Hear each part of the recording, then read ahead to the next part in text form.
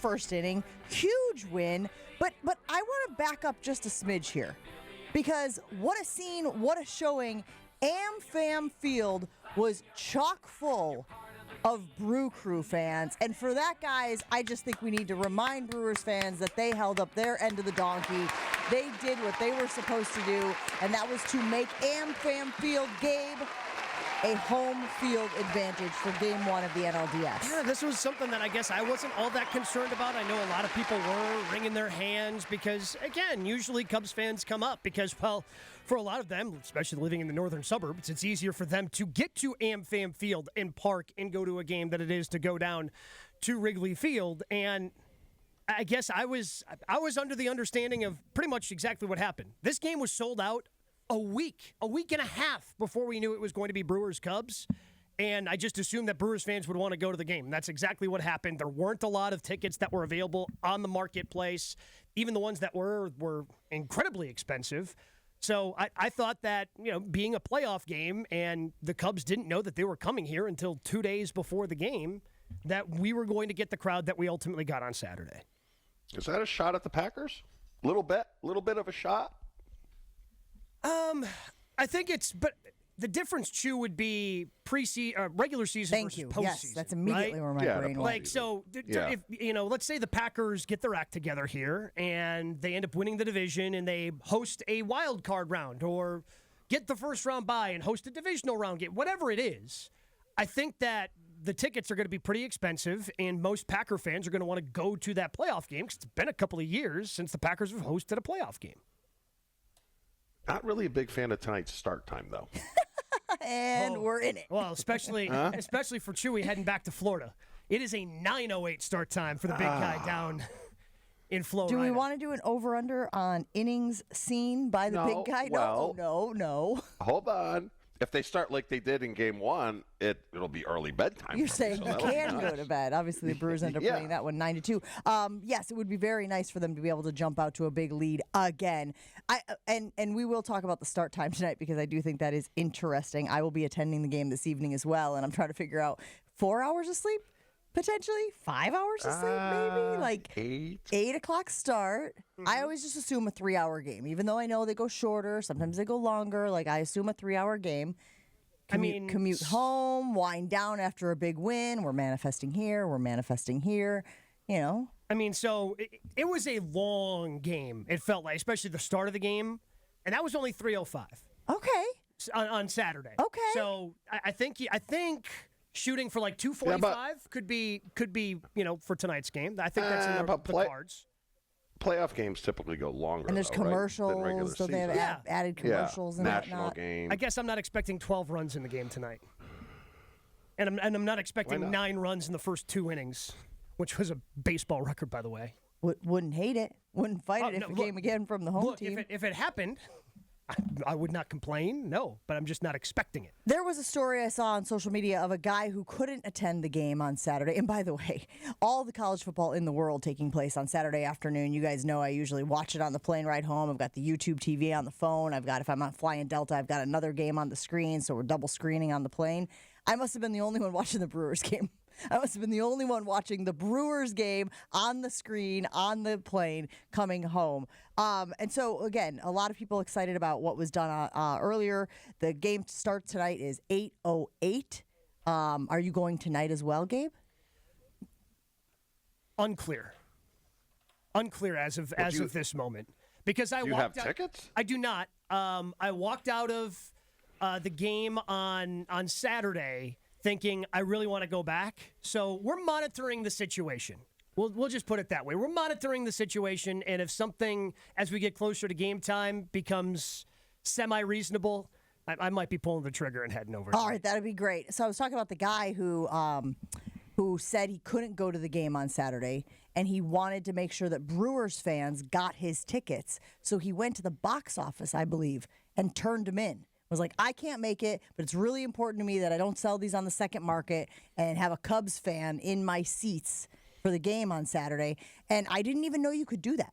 I didn't even know that was an option for people who might not be able to make a game they have tickets to. I'm guessing the Brewers didn't refund him. I'm guessing they just took them and then redistributed them.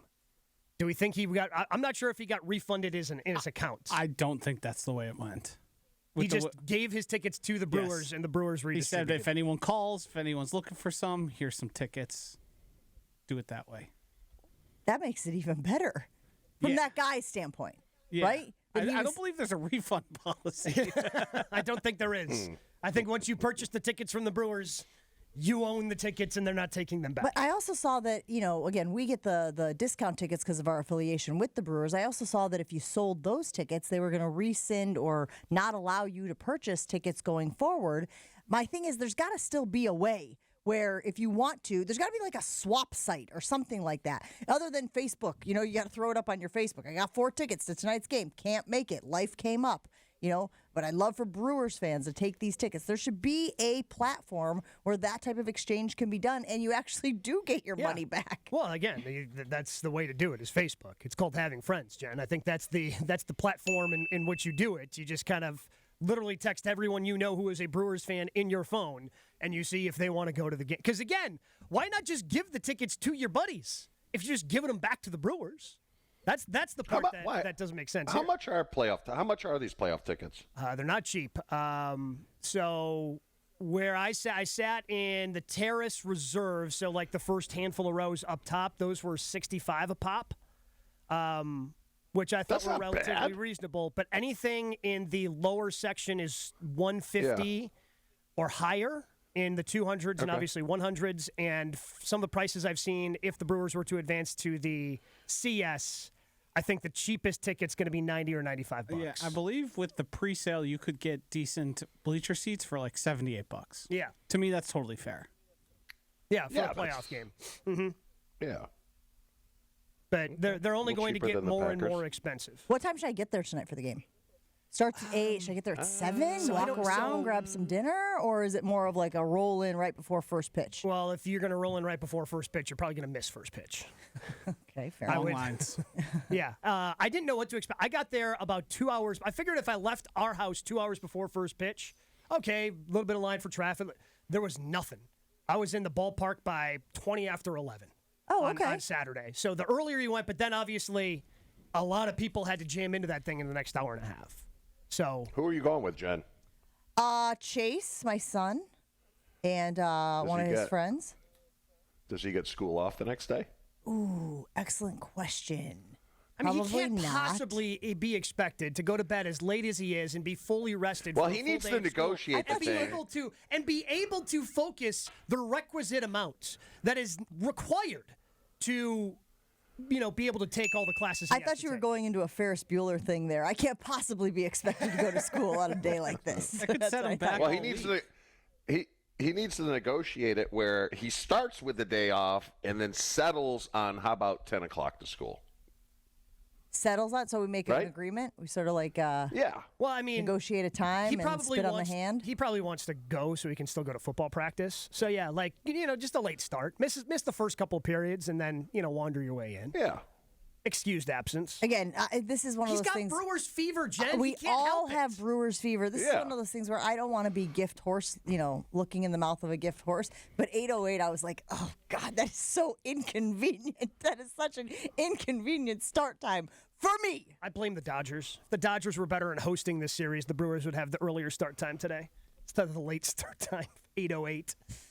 Yeah, but again, we're not complaining. We're just noting that it will be a long, late night, but hopefully a euphoric night. Hopefully the Brewers get that second win. We want to talk a little bit as the show goes on this morning about the pitching situation for the Brewers. Obviously, Freddie was fantastic in his debut, the playoff debut this year in Game 1.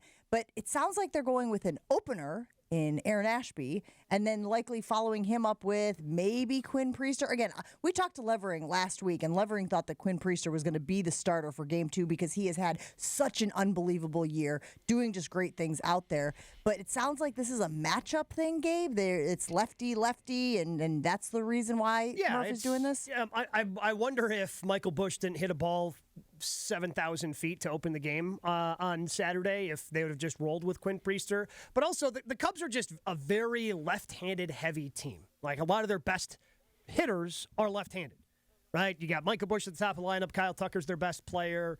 They've got a couple of guys who are switch hitters, and you want them over on the right-hand side. So I think it's, okay, Craig, I'm going to put this lefty out there. Either you're going to have Michael Busch and Kyle Tucker in the lineup where they typically are at 1 and 3, or you put them down further in the lineup, hoping that Ashby comes out of the game after an inning, and then those guys get less at-bats, or they have to face Aaron Ashby. And then you put Quinn Priester in and let him throw his 4 or 5 innings. This is must-win for the Cubs, though. They lose this, and it's over. Because the Brewers aren't losing 3 in a row. Forget about it. Fair? Yeah, I mean, the way they play, yeah. I mean, there's a lot of pressure on the Cubs for this game, without a doubt. And I've gone back and forth. I think I've talked myself into really liking this because Ashby, he's good wherever you put him, and it gives a little bit of time, settle the nerves, and then you put in Quinn Priester as a rookie who's never pitched in a postseason game. And then you get to go to Jose Quintana on the road. He's pitched, how many playoff games in his career? He's pitched in Wrigley Field before. You're able to start him in Game 3. I like the plan that Murph has put together. And hopefully, let's say Ashby goes 2, and then best case scenario, you get 5 out of Priester. You got to cover the last 2 innings with some combination of McGill, Uribe, and Jared Koenig. You've got a lot of options down to the back end of the bullpen if this plan goes the way I'm picturing it. And I will say this, I sat there and scratched my head a little bit when I first saw it because there was a lot of mystery about how they were going to shake out too. In fact, in the game notes for Game 1, it still hadn't listed a starter for Game 2. They said, we'll let you know when we know. And then I think a lot of people thought it was going to be Priester. Then all of a sudden you're hearing Ashby's going to go out there. Well, Ashby only has one other start this season. It was against Arizona in August. I think he went 2 innings. Now, he did exceptionally well. I think he had 3 strikeouts, faced 6. So if he has that performance tonight, you'll take it, right? You'll take 2 innings of Ashby and then handing the ball over to Priester or whoever it is, quote unquote, that Murph decides to go with. Yeah, I would be shocked if it wasn't Priester at this point. But yeah, I feel good anytime Aaron Ashby is in the game. And if you want him to face those lefties, I guess if you want to throw PCA in there, if he happens to get to that point in the lineup the first time through, and you're able to get through all those lefties, get through 2 innings without giving anything up, yeah, I think you take that. And then you feel good about Priester settling in for the next handful of innings before turning it over to the rest of your bullpen, which is going to be refreshed and ready to go. Does the Miz have a role? No. I mean, not at all? Well, such high leverage, if high they're pressure up, situation.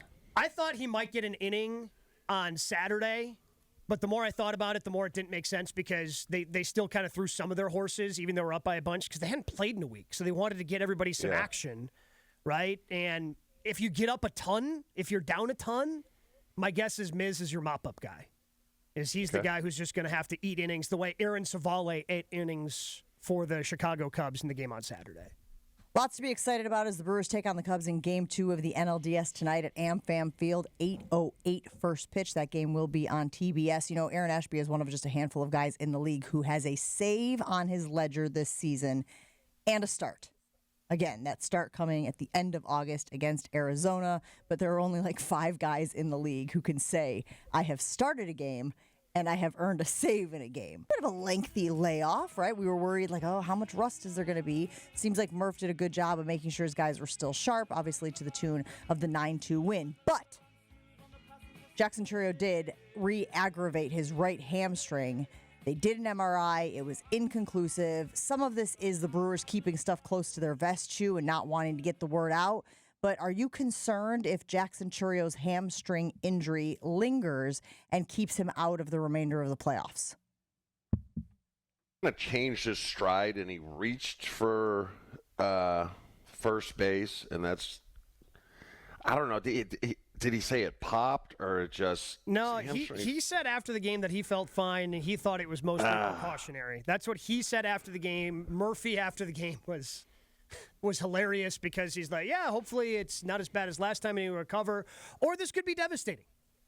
So Murph was kind of playing both sides of the fence. Chourio, the fact that he stepped up and said he felt good physically, just had to pass some tests. He was doing a little bit of light running on the field in front of media. Yesterday, they said he had to do a number of different tests yesterday, and they were going to reevaluate him to see how he felt after those. My guess is he will not play the rest of this series. And then to him, when you do this and you pull it, a couple times within the season, then it becomes really a mental thing because you're so afraid to hit that next gear. Mm-hmm. Now, you can kind of control it offensively, when you're running the bases, but defensively you just can't, because when you need to break on a ball and you got to just have that fifth gear, defensively I think would be more of the problem. Chourio ended up missing, obviously, everyone who watches the Brewers know, most of August. The good news is the Brewers went 21-9 in the month of August, so I'm not saying that him being out of the lineup doesn't affect the team, but I'm also saying it seems like they were able to make do when he was out, Gabe. Does that at least give you some confidence that if he is not able to be 100% and they don't feel comfortable having him out there, this team can still pick up the slack? Yeah, they can to an extent, but as Murph said, if he's out, it's devastating, especially against the Cubs, who are pretty left-handed dominant. They're going with another lefty today in Shota Imanaga, and Jackson hits lefties really well, and we've seen Jackson rise to the level of the postseason.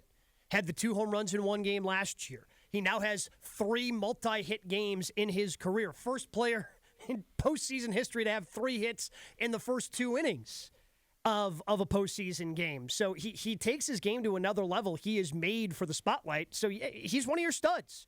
And Isaac Collins is a nice player, and he is a good replacement. You're not going to be mad about Isaac Collins, but when you're down one of your studs, it's going to hurt. I think they can pick up the slack, but it's going to hurt. But you can always DH him, Gabe. I mean, you can control it running the bases. Yeah, you know what I mean? They don't want it. They would, I think, again, if he can't play the field, my guess is they're not going to. Like, maybe they'll pinch hit him. Yeah. But if he's not able to play the field, my guess is they're not going to DH him and put Yelly out in the outfield. Because that's what you would have to do. Because Yelly's the DH right now, and you'd have to throw him out in left. Am I higher on Isaac Collins than you are, Gabe? Obviously, the guy was Rookie of the Month in July. There was talk of him being Rookie of the Year. Now, I think that has since sort of waned a little bit. There are other guys out here that I think are more likely to win that. But Isaac Collins feels like a damn good replacement if you can't have Jackson but he's not Jackson Chourio. Jackson Chourio's like the first player ever to have 20-20 seasons in his first 2 years as a 20 and 21-year-old. Right, but I guess what I'm saying is the fall off. A future superstar. The fall off doesn't seem that drastic. No, I mean we'll see, I guess. But again, if Isaac Collins fills in the next 3 games and has 3 hits, that's exactly what Jackson Chourio did in his first 3 at bats, and that would be a pretty good replacement, right? The depth is there for this Brewers team, and that's fantastic. That's great, and I do like Isaac Collins, but he's not Jackson Chourio. All right, let me give you a comp. They were able to replace Christian Yelich at times last year, but you know what would have been really helpful in the postseason series against the Mets last year? Christian Yelich. Like when you're down your stars, it just hurts. Is it Josh Jacobs to Emmanuel Wilson? Probably. Okay, like that's Emmanuel's not bad. nice. Yeah, like that's Emmanuel's not a bad nice. deal. He's a good player. Okay. But when it's 3rd and goal from the 2, who'd you rather hand the ball to, Chew? No, I know. You know? But they win tonight, and then you don't even have to play him. Yeah, and by the way. And then you just let him rest. Just so everybody knows this rule as well. They have to keep Jackson on the roster. Because if they take him off the roster, he is out this series and the next series. Ooh. So you got to keep him on the postseason roster if you want to have any chance at him playing in the next round should you advance. Would you sit him tonight? Would you just try to extend the rest on that hamstring that feels like it might be getting to the chronic stage? It might be something that he deals with through his career. Hamstrings tend to be that way, unfortunately. I listen to the medical staff. If they tell me he's good to go, then he's in. I listen to the medical staff. I don't listen to Jackson. I don't listen to what he tells me. I listen to what the medical staff tells Well, and how much do you think that Murph is doing a little strategy here thing of like, oh, it's pretty bad. We're not going to have him just in order to play with the Cubs, in any way, which it seems like the Brewers are open to doing. Yeah, I guess I don't see the advantage of that. Like Murph was, again, he was just keeping it open to anything because he didn't know anything. Jackson hadn't had any of the imaging done. By the time Murph talked after the game on Saturday, had a little bit of information, but, basically was, it's not as bad as we thought it could potentially be. It could still be something that lingers, though. I will note, in the in-game interview, which you wouldn't have seen because you were in the game, he sounded immediately apoplectic, which to me felt like sort of playing a little bit of a game because Chourio looked fine, seemed to be frustrated he was being taken out, and Murph immediately was like, this could be devastating. Well, because here's the thing. Like, Jackson Chourio's 21, and he might be made of rubber and be fine, but he's also 21 and could be full of it, right? You have to go on. It's not like this is a veteran, Chew. Like, as you got to be better at managing your body and managing injuries the longer you were in the NFL versus being a 21-year-old in baseball. You know, like, yeah, but it's just tough. You don't pull up like that and play 2 days later. You just don't. You don't. You know, when you feel something there, I mean, it might be 5 days, but I'd be shocked. I'd be shocked if he played tonight. Yes. And you're okay with that decision from a precautionary standpoint, Chewy? Oh, yeah. Yes. Like I said, win tonight and it takes care. Then you don't have to worry about it. Let him sit, let him rest, and then play in the next series. We'll put it on the Jen Game and Chewy Twitter poll this morning. Are you worried about Chourio missing the rest of this series? Are you worried about if the Brewers can win if Chourio is not out there? I do feel, like I said, very confident in Isaac Collins. I think they've done a great job of building depth on this team. And I know hamstrings are pesky, so I would be hesitant to run him back out there unless he is very close to 100%, because you want him to be able to not be hesitant, right? Like, so much of that is the ability to react immediately, and you don't want him to be hesitant at all or even losing half a step. That's where I stand right now on Jackson Chourio, but where do you stand? Let us know, 800-990-3776. Lots of stuff to get to still this morning. We'll talk a little Packers and NFL as the morning goes on, and I have a surprise for our guy, Chew. Hey guys, it's Jen from Jen, Gabe, and Chewy. Thanks for watching our clip. I'm sure it was super informative and educational. I'm just kidding. I love those knuckleheads. And we do it live every Monday through Friday from 7 to 9 a.m. on 94.5 ESPN Milwaukee. Make sure that you like and subscribe and hit that notification bell so that you get informed anytime we drop new content.